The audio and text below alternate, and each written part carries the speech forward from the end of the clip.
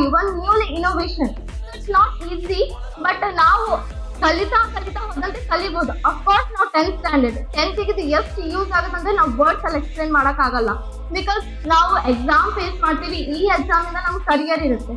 So ಅದಕ್ಕೆ ನಾನು I am very grateful and thankful. ಯಾಕಂದ್ರೆ ಇಲ್ಲಿ just one paragraph one word keyword ಮಾಡ್ಕೊಂಡು ಅದು ಪೂರ್ತಿ ಪ್ಯಾರಾಗ್ರಾಫ್ ನ ನೆನ್ಪಿಟ್ಕೊಳ್ಳೋದಾಗ್ಲಿ ಅಥವಾ ಲಿಂಕಿಂಗ್ ವರ್ಡ್ 30 ವರ್ಡ್ಸ್ ಏನಾದ್ರೂ ಮೆಮೊರಿಯಲ್ಲಿ ಇರುತ್ತೆ ಅಂದ್ರೆ ಇಟ್ಸ್ ವೆರಿ ಗ್ರೇಟ್.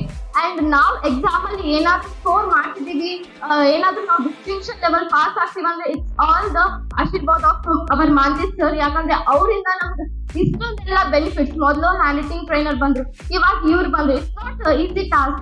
ಅವರು ಮನಿ ಯೂಸ್ ಮಾಡ್ತಿದ್ದಾರೆ. ಸರ್ ಹೇಳಿದ್ರು see the value not the money ಅಂತ.